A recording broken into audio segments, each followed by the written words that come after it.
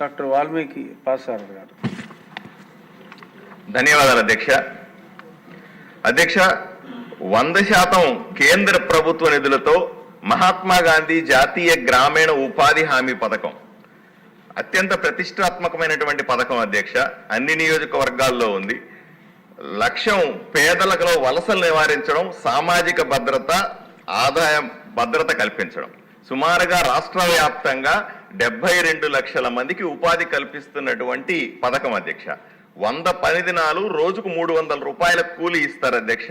కానీ రాష్ట్రంలో 260 రూపాయలు యావరేజ్గా ఉంటుంది. దీనికి బడ్జెట్ ఆంధ్రప్రదేశ్లో సంవత్సరానికి 6,450 కోట్లు, కర్నూలు జిల్లాలో 210 కోట్లు, ఒక్క ఆదోని నియోజకవర్గంలో 16 కోట్లు సంవత్సరానికి ఖర్చు పెడతాం అధ్యక్ష. గత 5 సంవత్సరాలుగా వైఎస్ఆర్సీపీ ప్రభుత్వం దీంట్లో చేసిన అంత అవినీతి ఇంకెప్పుడు జరగలేదు అధ్యక్ష. గ్రామంలో ఫీల్డ్ అసిస్టెంట్లని రాత్రికి రాత్రి మార్చుకొని రాష్ట్ర వ్యాప్తంగా ఉన్నటువంటి అన్ని గ్రామాల్లో కూడా వాళ్ళకి పార్టీలు, వైఎస్ఆర్సీపీ పార్టీకి సంబంధించిన కార్యకర్తలన్నీ ఫీల్డ్ అసిస్టెంట్లుగా మార్చుకొని దాన్ని ఒక ఆదాయ మార్గంగా మార్చుకున్నారు అధ్యక్ష. ఎక్కడా కూడా మనుషులతో పని చేయించలేదు అధ్యక్ష. జేసీబీలతో పనులు చేసి గుంతలు తవ్వారు అధ్యక్ష. చేసిన పనులు మళ్ళీ చూపెట్టి, అంటే ఒకే పని చేసి ఉంటారు, 5 ఏళ్ళు కూడా అదే పని చూపించి బిల్లు చేశారు అధ్యక్ష. పనికి రాని వాళ్ళందరినీ, ఎవరైతే కూలీలకు రాని వాళ్ళందరినీ, మస్టర్లందరినీ కూడా మస్టర్లుగా కూలీలుగా చూపించి డబ్బులు తినేయడం మొదలుపెట్టారు. అంతేందుకు మా ఆదోని నియోజకవర్గంలో సాక్షి విలేకరి బంధువులందరినీ కూడా వైఎస్ఆర్సీపీ కార్యకర్తలు, ఆ గ్రామంలో ఎవరైతే ముఖ్య కార్యకర్తలు, వాళ్ళ పేర్లన్నీ కూడా మస్టర్ల కింద రాసుకుని వాళ్ళకు డబ్బులు ఇచ్చి కూలీలు ఇచ్చే దుర్మార్గమైనటువంటి పరిస్థితి నేను ఆదోనిలో చూశాను అధ్యక్ష. పనికి రాకుండా కూడా పనికి వచ్చినట్టుగా బిల్లు వాళ్ళకి చెల్లించారు. పార్టీ కార్యకర్తలందరినీ మస్టర్లుగా చేసి వాళ్ళకి డబ్బులు ఇచ్చారు. ఫీల్డ్ అసిస్టెంట్ల మీద ఆధారపడాల్సిన పని, ఎందుకంటే ఫీల్డ్ అసిస్టెంట్ కూడా ఆ రాజకీయ నాయకుడే కాబట్టి, నా పార్టీ వాళ్ళైతే వైఎస్ఆర్సీపీ పార్టీ వాళ్ళకి మాత్రమే మస్టర్లు ఇస్తాం, కూటమిలో ఉన్నటువంటి ఏ పార్టీకి సంబంధించిన వ్యక్తులకు కూడా మీరు ఆ పార్టీ వాళ్ళు ఈ పార్టీ వాళ్ళు కాబట్టి మేము మస్టర్లుగా చేర్చుకోలేమనే దారుణమైన పరిస్థితిని మేము స్పష్టంగా చూసాము అధ్యక్ష, అనుభవించారు అధ్యక్ష.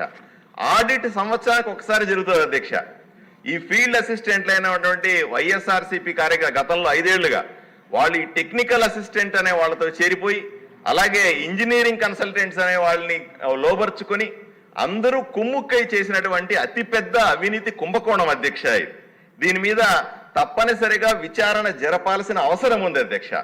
ఇది ఆ రాజకీయ ఉపాధి హామీ పథకమే తప్ప నిజంగా ప్రజలకు ఉపయోగపడే పథకంగా ప్రస్తుతానికి ఇప్పటికీ కూడా పూర్తి స్థాయిలో రూపాంతరం చెందలేదు అధ్యక్ష. నేను ఒకే ఎగ్జాంపుల్ చెప్తాను. ఇప్పుడు ఆదోని అనేది కర్నూలు నియోజకవర్గంలో, కర్నూలు పార్లమెంట్లో జూన్ నుంచి అక్టోబర్ వరకు ఒకే వర్షం పడుతుంది, దాంట్లో పంట వస్తుంది. నవంబర్ నుంచి మే దాకా అసలు పంట ఉండదు మాకు. అక్కడ కూలీలందరూ కూడా ఈ పథకం మీదనే ఆధారపడి జీవిస్తూ ఉంటారు అధ్యక్ష. నేను మీ ద్వారా గౌరవ ఉప ముఖ్యమంత్రి గారికి, మంత్రి గారికి నేను కొన్ని సలహాలు కూడా ఇస్తాను అధ్యక్ష. అన్ని ప్రాంతాల్లో సలహాలు వద్దండి, ప్రశ్న అడగండి. ప్రశ్నే అడగదు, సలహాలు చెప్తాను అధ్యక్ష. అన్ని ప్రాంతాల్లో 100 పని దినాలు ఉంటే గిరిజన ప్రాంతాల్లో 150 పని దినాల వరకు కూడా కేంద్ర ప్రభుత్వం అనుమతి ఇచ్చింది అధ్యక్ష. అటువంటి ప్రతిపాదనలు రాష్ట్రంలో ఉన్నటువంటి తీవ్రమైన కరువు ప్రాంతమైన కర్నూలు జిల్లాకి, ముఖ్యంగా ఆదోనికి ఏమైనా ఆలోచన చేస్తున్నారా అని మంత్రి గారిని అడుగుతా ఉన్నాను. అలాగే దాన్ని ఇంప్లిమెంట్ చేసే అవకాశాన్ని పరిశీలించమని కోరుతా ఉన్నాను. రోజు కూలీ 300 రూపాయల ప్రస్తుతానికి ఉంది అధ్యక్ష. కానీ దేశంలో హర్యానా రాష్ట్రంలో 357 రూపాయలు అత్యధిక కూలీ ఇస్తా ఉన్నారు అధ్యక్ష. ఎందుకంటే 300 రూపాయలు కూడా సరిపోదు కూలీ ఇస్తే కూడా. దీన్ని పెంచే ఉద్దేశం ఏమన్నా ఉందా అని మంత్రి గారిని మీ ద్వారా ప్రశ్నిస్తా ఉన్నాను. 15 రోజులకు ఒక్కసారి అకౌంట్లో డబ్బులు పడాలి, కానీ ఇప్పటికీ 70 రోజులు అయినా కూడా అకౌంట్లో కూలీలకు డబ్బులు పడలేదు అన్న మాట వాస్తవమా అని నేను మంత్రి గారిని ప్రశ్నిస్తా ఉన్నాను. నేను రీఆడిట్ కోసం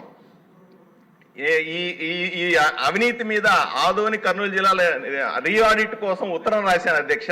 దాని మీద ఏమైనా చర్య తీసుకున్నారు? ఇది మంత్రి గారు చెప్పినటువంటి చర్య గతంలో తీసుకున్నటువంటి నెంబర్లు ఉన్నాయి అధ్యక్ష.